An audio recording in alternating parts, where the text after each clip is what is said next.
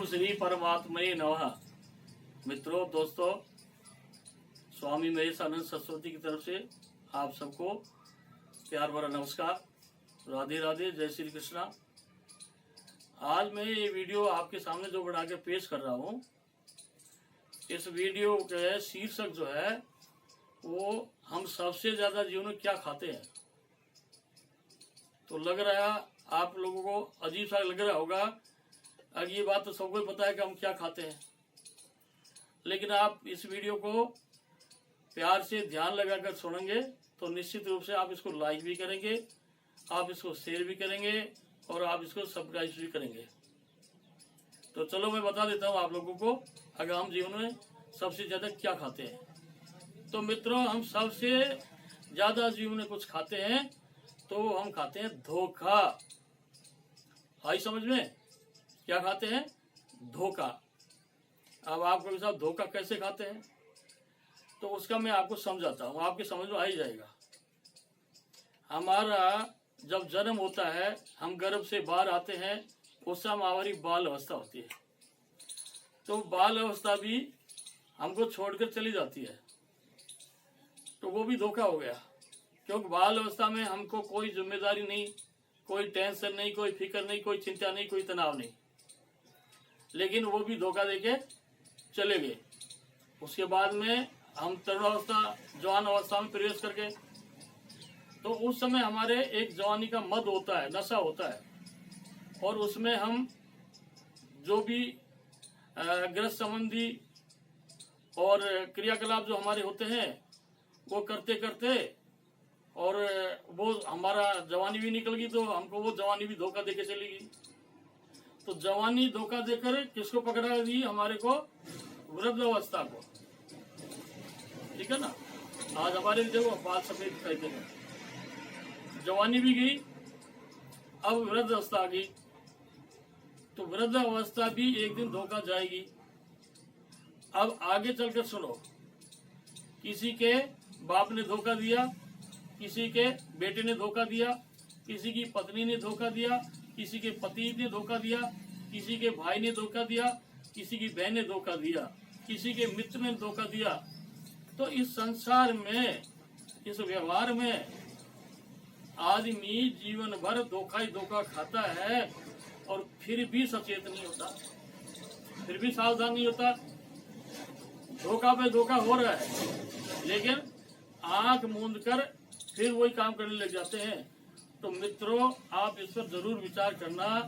इस संसार में सबसे ज्यादा हम क्या खा रहे हैं? धोखा।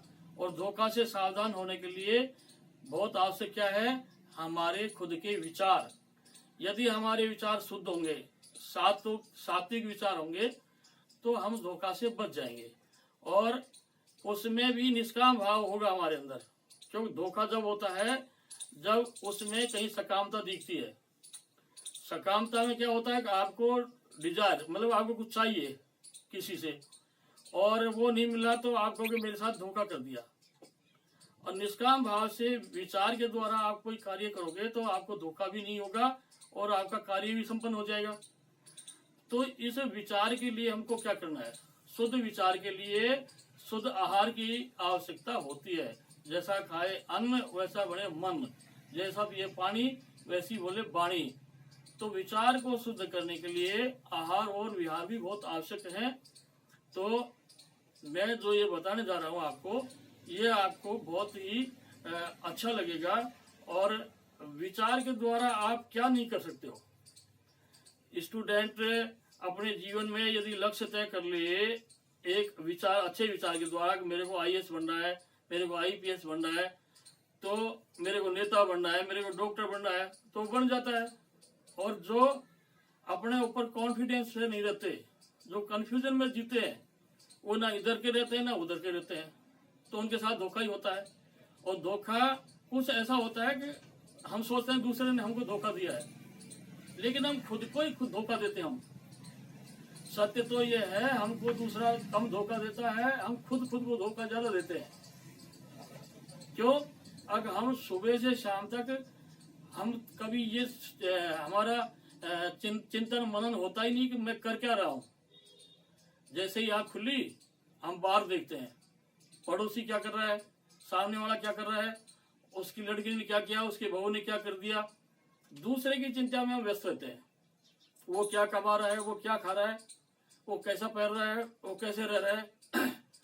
तो हम हमारी चिंता कम करते हैं और दूसरों की तरफ ध्यान देते हैं, और इस ध्यान के अंदर हमारे साथ धोखा हो जाता है। क्यों? जीवन में सबसे अमूल्य है वो है समय।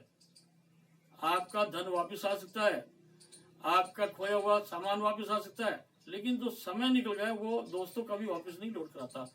तो जीवन में आप धन का लॉस हो जाए तो प्राप्त कर सकते हो, आप बीमार हो गए तो आप ठीक हो सकते हो औषधि से, लेकिन समय जो गया वो महत्वपूर्ण समय आपको वापस नहीं आ सकता। तो जीवन में विचार के द्वारा सोच समझ कर कार्य करें, और बार बार हम क्या कहते हैं कि भगवान को दोष लगाते हैं, भगवान ने ये कर दिया, भगवान ने ये कर दिया। परमात्मा किसी का बुरा नहीं करता, ना परमात्मा किसी का भला करता। परमात्मा तो एक न्यायकारी है, उनकी सब संतान है, वो किसी के साथ पक्षपात भेदभाव नहीं करता परमात्मा।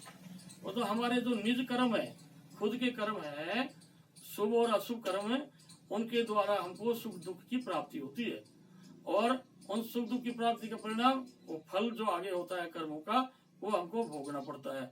तो आज इस वीडियो के माध्यम से मैं आपको ये बताना चाहता हूँ, अगर हम जीवन में सबसे ज्यादा जो खाते हैं वो खाते हैं धोखा, और धोखा से आप लोग जब ही बच पाएंगे जब आप अपने को पढ़ने लग जाएंगे, खुद को पढ़ने लगो। जब तक आप खुद का अध्ययन नहीं करोगे तो आपकी समझ में कुछ नहीं आएगा। तो आप धोखा से भी बच जाओगे, आप चालाकी से भी बच जाओगे, आप बेईमानी से बच जाओगे। और ये मैंने बहुत इम्पोर्टेंट चीज बताई आपको।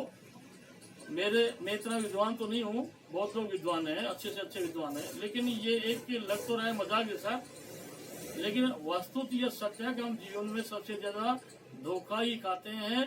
पग पग पर धोखा होता है हमारे साथ, और धोखा खाते खाते हमारे शरीर का अंत हो जाता है, और वासनाएं शांत नहीं होती, और ये शरीर नष्ट हो जाता है। फिर आगे की यूनियों की तैयारी हो जाती है।